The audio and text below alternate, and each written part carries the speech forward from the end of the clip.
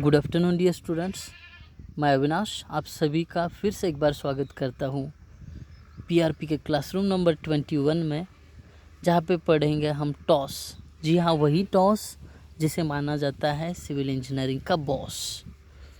ठीक है, तो चलिए देख लेते हैं आज एक नया टाइप जो आता है चैप्टर नंबर 3 फिक्स्ड बीम में से, fixed beam width 2 unequal point loads. ठीक है, तो अगर आपका fixed beam 2 unequal point load के साथ आता है तो उसको कैसे सॉल्व करना है ये देख लेते हैं। एक सीधा सम यहाँ पे आपको दिया है फिक्स्ड बीम ए बी, जिस पे 2 अनइक्वल पॉइंट लोड्स, एक 20 किलो न्यूटन का और 30 किलो न्यूटन का एक्ट हो रहा है। और पूछा क्या है, find out fixed and movement and draw bending movement diagram. तो कुल मिला के इसमें करने काम 2 हैं। पहले तो एक फिक्स्ड एंड मूवमेंट निकालना है, फिर उसके according bending movement diagram draw करना है। तो आगे बढ़ते हैं, देख लेते हैं सॉल्यूशन। इसका सॉल्यूशन क्या करते हैं, हम स्टेप्स में डिवाइड करते हैं। तो पहले स्टेप में क्या करेंगे, assume beam A B is simply supported. जो दिया हुआ फिक्स्ड बीम है उसको क्या करो, सिंपली सपोर्टेड करके अज्यूम करो। अगर मैंने सिंपली सपोर्टेड अज्यूम किया तो ये देखिए बिल्कुल ऐसा दिखेगा, ज़्यादा कुछ बदलाव नहीं है। फिक्स्ड एंड गए हैं और वहाँ पे सिंपली सपोर्ट्स लग गए हैं। ठीक है, और आपको अच्छी तरह से पता है हमेशा सिंपली सपोर्टेड एंड पे मूवमेंट क्या होता है, 0। तो मैंने वही लिखा है इधर, movement at A is equal to 0। तो चलिए मैं कैलकुलेट कर लेता हूँ पहले movement at A. Movement at A calculate करना हो तो कैसे करते हैं, फोर्स इंटू परपेंडिकुलर डिस्टेंस। तो ऐसे कितने फोर्स है, 1 2 और 3। तो चलिए कैलकुलेट करता हूँ movement at A. Force 20 into perpendicular distance 2 metre, 20 into 2। इसे मैंने पॉजिटिव रखा है क्योंकि ये जो पॉइंट ए है इसके अराउंड ये बीम को पूरे क्या करेगा, ये क्लॉकवाइज घुमाएगा। ठीक है, वैसे सेम 30 किलो न्यूटन का लोड, परपेंडिकुलर डिस्टेंस 5, 2 + 3 5। ये भी क्या करेगा, पूरा बीम क्लॉकवाइज घुमाएगा अराउंड पॉइंट ए, इसलिए ये पॉजिटिव। फिर आता है V B minus V B into 7। ये जो वी बी है क्या करेगा, ये पॉइंट ए को एंटी क्लॉकवाइज घुमाएगा, इसलिए minus V B into perpendicular distance 7 is equal to 0। अगर इसको कैलकुलेट करते हो तो 190 इज इक्वल टू, ये माइनस ओ साइड भेज दिया राइट साइड को, तो हो जाएगा +7 इंटू वी बी। अगर इसको कैलकुलेट करोगे तो आपको वी बी आसानी से मिल जाएगा 27.14। अब वी बी तो मुझे मिल गया। अब क्या है, यहाँ पे एक इक्वेशन लेता हूँ मैं, summation F Y is equal to 0, क्योंकि मुझे वी ए निकालना है। Summation F Y is equal to 0 मतलब जितने भी वर्टिकल फोर्सेस है उनका अलजेब्रिक सम 0 होता है। मतलब vertical forces is equal to downward forces, vertical upward is equal to downward. Vertical upward क्या है, V A plus V B है। डाउनवर्ड क्या है, 20 + 30 है। तो वी ए निकालना है मुझे, ये वी बी इस साइड ले जाता हूँ तो माइनस हो जाएगा, ये 20 + 30 50 माइनस वी बी 27.14 है। तो वी ए मिल गया 22.86 किलो न्यूटन। तो ये स्टेप नंबर 1 हुआ। अब इसके आगे देखते हैं स्टेप नंबर 2। स्टेप नंबर 2 में क्या करते हैं हम, फ्री बेंडिंग मोमेंट निकालते हैं। फ्री बेंडिंग मोमेंट मतलब जहाँ जहाँ पे लोड लग रहे हैं उसके अंडर मोमेंट निकालते हैं। जहाँ पे 20 किलो न्यूटन का लोड लग रहा है उसको पॉइंट सी कहा मैंने, जहाँ पे 30 किलो न्यूटन का लग रहा है वहाँ पे पॉइंट डी कहा। तो मुझे क्या करना है, अब moment at C, moment at D निकालना। पहले निकालते हैं moment at C. Moment at C is equal to, अब किसी भी पॉइंट पे मूवमेंट निकाल रहे हो, ठीक है, तो या तो उसका लेफ़्ट साइड कंसिडर करो या तो राइट साइड कंसिडर करो। अब वो कैसे डिसाइड करेंगे, अब वही साइड डिसाइड करेंगे, कंसिडर करेंगे जिस साइड फोर्सेस कम है। अब लेफ़्ट साइड कंसिडर करोगे तो बस वी ए मिलेगा, राइट साइड कंसिडर करोगे तो एक 30 किलो न्यूटन का और दूसरा वी बी मिलेगा। तो बेहतर है कि मैं लेफ़्ट साइड कंसिडर करूँ।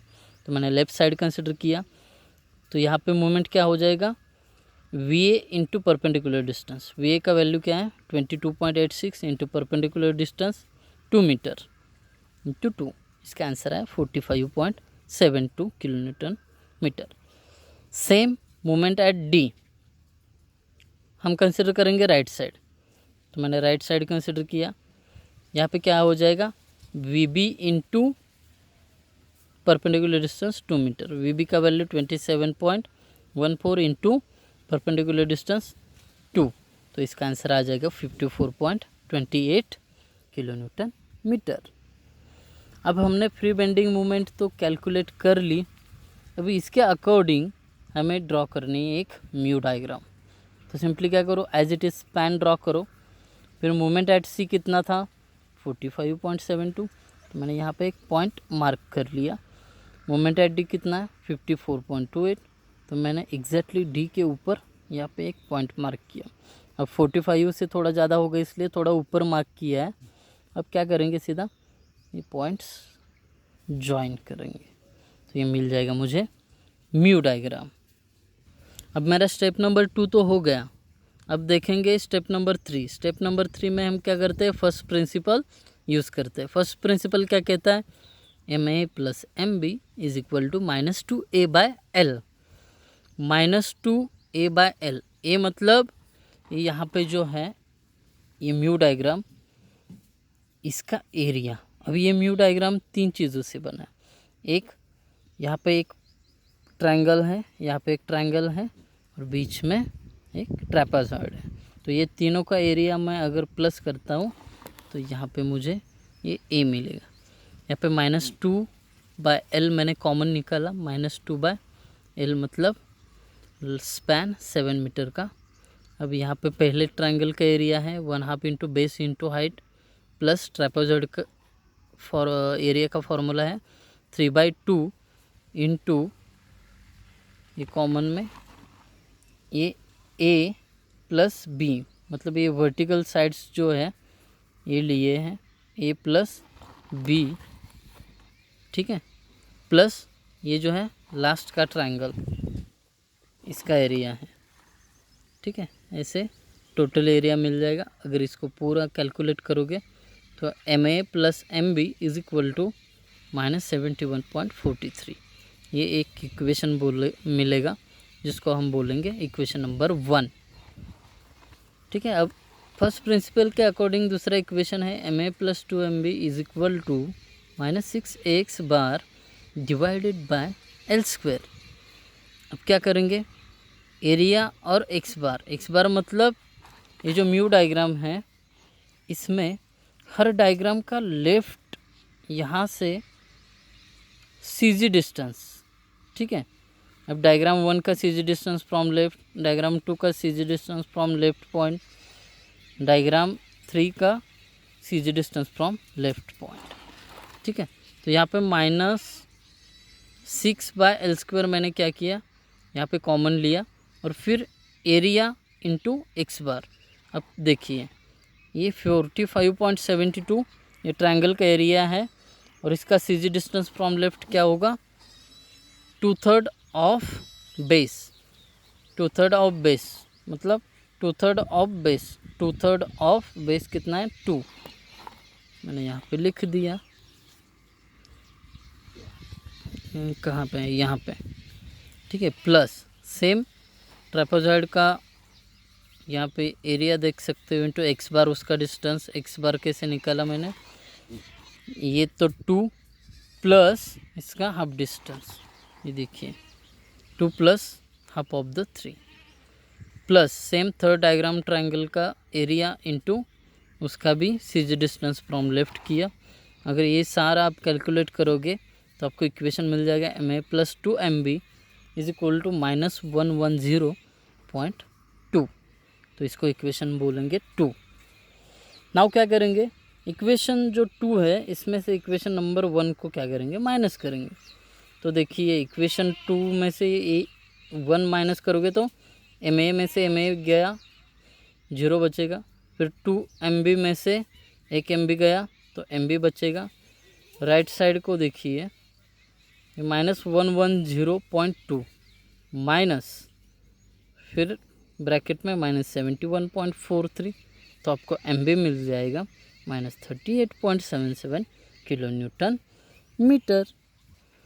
तो अब हमें mb मिल गया है, अगर ये एम बी की वैल्यू इक्वेशन 1 में पुट करूँगा तो मुझे एम ए आसानी से मिल जाएगा। तो वही किया मैंने, फ्रॉम इक्वेशन 1 एम बी का वैल्यू -38.77 इज इक्वल टू -71.43। अगर इसको सॉल्व करता हूँ तो एम ए मुझे मिल जाएगा -32.66 किलो न्यूटन मीटर। यहाँ पे मैंने माइनस का साइन हटा के प्लस किया तो ये क्या हो जाएगा, माइनस में बेंडिंग मोमेंट, इसका मतलब वो हॉगिंग नेचर का बेंडिंग होता है, इसलिए यहाँ पे मैंने माइनस के साइन हटा के प्लस के साइन दे दिए। ठीक है, चलिए यहाँ पे ये सम ख़त्म हुआ। आई होप आप सभी को समझ में आया हो।